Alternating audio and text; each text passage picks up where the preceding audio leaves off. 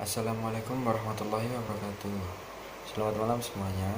Di sini saya akan menjelaskan mengenai tugas geografi kelas 11 bab 1 mengenai kondisi wilayah dan posisi strategis wilayah Indonesia sebagai poros maritim dunia.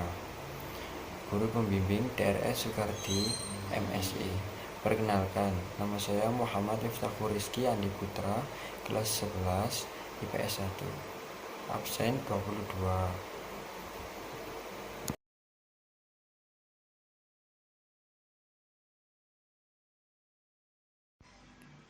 Memang bagaimana kondisi wilayah Indonesia? Kondisi di setiap bagian wilayah Indonesia itu berbeda-beda, baik yang ada di wilayah daratan, lautan, maupun udara. Kalau kondisi wilayah Indonesia yang ada di daratan, Indonesia negara yang beraneka ragam.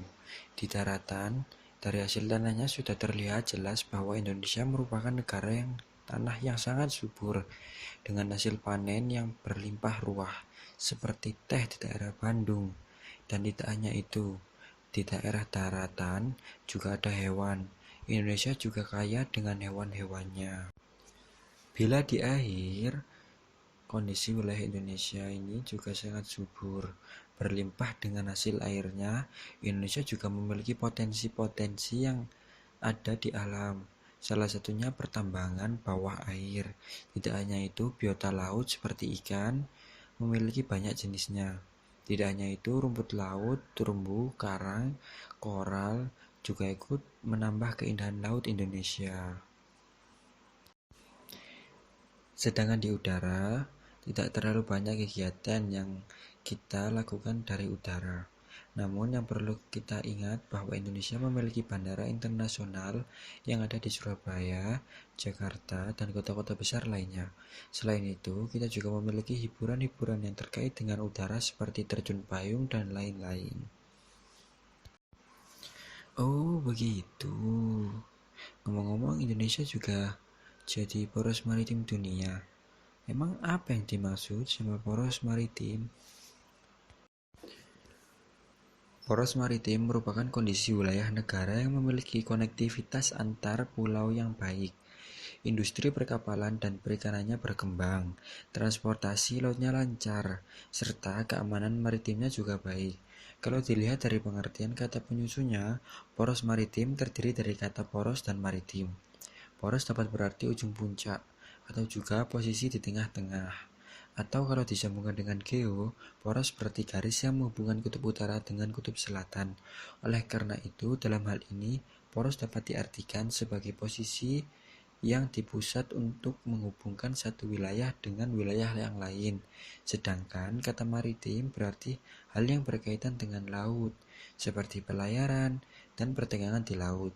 Jadi, poros maritim merupakan posisi di tengah yang menghubungkan pelayaran dan perdagangan antar wilayah serta hal lain-lain yang berkaitan dengan laut. Oh, begitu.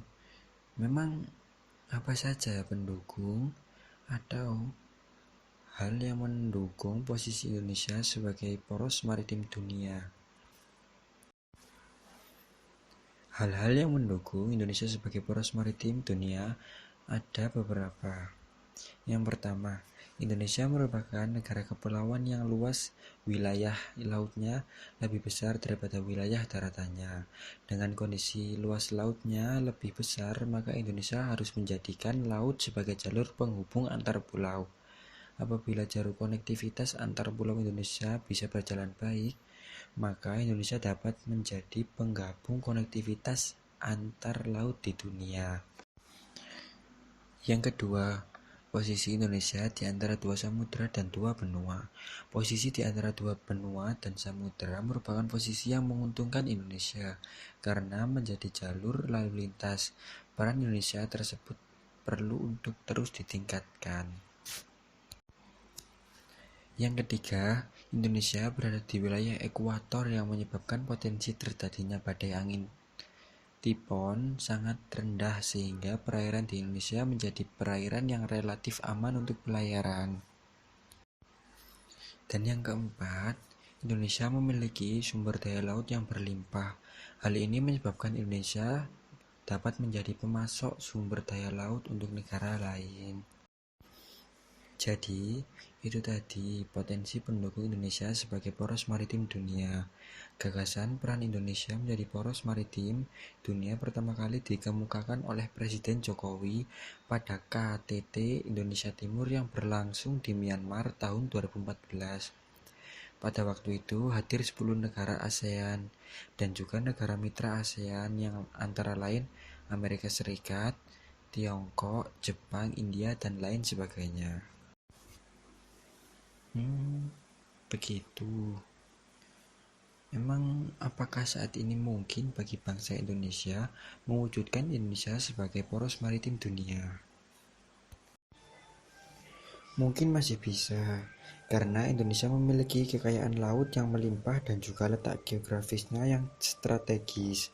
Jika kekayaan laut kita lebih tingkatkan pemberdayaannya, maka Indonesia mungkin akan menyandang gelar tersebut. Memang apa saja pengaruh kondisi wilayah Indonesia sebagai poros maritim di dunia? Ada beberapa pengaruh positif atau keuntungan kondisi wilayah Indonesia sebagai poros maritim dunia. Yang pertama, membangun Indonesia dari pinggiran dengan memperkuat daerah-daerah. Yang kedua, meningkatkan kualitas hidup masyarakat. Yang ketiga, meningkatkan produktivitas rakyat dan daya saing di pasar internasional sehingga bangsa Indonesia bisa maju dan bangkit bersama bangsa-bangsa Asia lainnya. Yang keempat, potensi sumber daya alam laut bisa dimanfaatkan. Yang kelima, bebasnya melakukan aktivitas perdagangan dengan Indonesia atau dunia internasional. Yang keenam, banyaknya orang-orang asing yang masuk. Yang ketujuh, banyaknya warga asing yang menguasai pekerjaan di Indonesia.